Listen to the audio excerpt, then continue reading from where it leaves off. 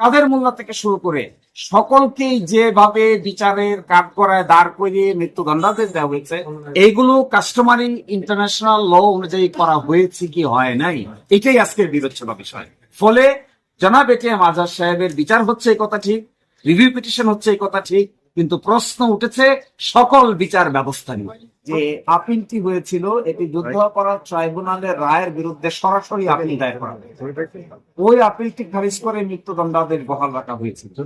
এখন সে প্রশ্ন করা হয়েছে যে এই আপিলের বিরুদ্ধে যে রিভিউটি দায়ের করা হয়েছে, এখানে কোনো লিভ গ্রান্ট করতে হবে আগে, নাকি সরাসরি রিভিউ পিটিশনটি এলাও করতে পারবে? এই প্রশ্নে সিনিয়র আইনজীবী জনাব প্রবীণ নিয়োগীর মতামত নিয়েছেন। জনাব প্রবীণ নিয়োগী বলেছেন যে লিভ গ্রান্ট করার অতীতের অভিজ্ঞতা আছে। এটিকে বিবেচনা করে আজকে আমরা আরো কিছু আইন কানুন দেখার চেষ্টা করব যে লিভ গ্রান্ট না করেও সরাসরি রিভিউ পিটিশন মঞ্জুর করা যায় কি না। আগামীকালকে সকালে এই আইনের বিধানগুলো মাননীয় আদালতের সামনে উপযুক্ত পন্থায় দায়ের করা হবে। এখানে কথা উঠেছে যে কাস্টমারি ইন্টারন্যাশনাল ল ছাড়া, অর্থাৎ প্রথাগত আন্তর্জাতিক আইনের যে বিধান, এই বিধান ছাড়া ইন্টারন্যাশনাল ক্রিমিনাল কোর্টের কোনো বিচার করা সম্ভব নয়। এই বিচার হয়েছে সিয়েরা লিওনে, এই বিচার হয়েছে রুয়ান্ডাতে, এই বিচার হয়েছে ইউগোস্লাভিয়ায়, এই বিচার হয়েছে টোকিওতে।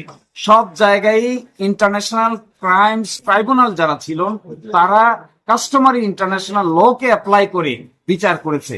কিন্তু আমাদের দেশের কোর্ট এসে বলেছেন যে এটা একটা ডোমেস্টিক ট্রাইব্যুনাল, এখানে আন্তর্জাতিক প্রথাগত আইনের কোনো প্রযোজ্যতা নাই। আজকে আমরা সেই প্রশ্নই তুলেছি যে আন্তর্জাতিক অপরাধের প্রযোজ্যতা ছাড়া, ওই আইনগুলোর বিধানের প্রযোজ্যতা ছাড়া এই মামলার বিচার করা পসিবল নয়, এবং যা করা হয়েছে তা আইনসম্মতভাবে করা হয়নি।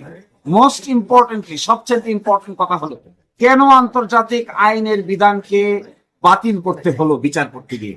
আমরা বলেছি যে আন্তর্জাতিক আইনের বিধান যদি মানা হয়, তাহলে যাদেরকে এইভাবে মৃত্যুদণ্ডাদেশ দিয়ে এক্সিকিউট করা হয়েছে, তাদেরকে এইভাবে মৃত্যুদণ্ডাদেশ দিয়ে সাক্ষ্য প্রমাণের অভাবে তাদেরকে মৃত্যুদণ্ডাদেশ দেওয়া সম্ভব ছিল না।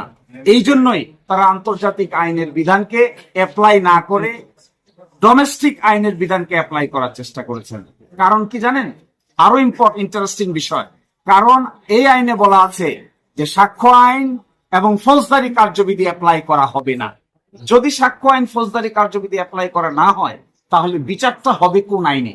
সেই ক্ষেত্রে আমরা বলেছিলাম customary international law will be applicable, কারণ এই ট্রাইব্যুনালের নাম the international crimes tribunal act, এবং সেটিকে ফলো না করার কারণে আজকে এই সময় এসে প্রশ্ন উত্থাপন হয়েছে কাদের মোল্লা থেকে শুরু করে সকলকেই যেভাবে বিচারের কাঠগড়ায় দাঁড় করিয়ে মৃত্যুদণ্ডাদেশ দেওয়া হয়েছে, এইগুলো কাস্টমারি ইন্টারন্যাশনাল ল অনুযায়ী করা হয়েছে কি হয় নাই, এটাই আজকের বিবেচনা বিষয়। ফলে জনাব এটিএম আজহার সাহেবের বিচার হচ্ছে এই কথা ঠিক, রিভিউ পিটিশন হচ্ছে এই কথা ঠিক, কিন্তু প্রশ্ন উঠেছে সকল বিচার ব্যবস্থা নিয়ে।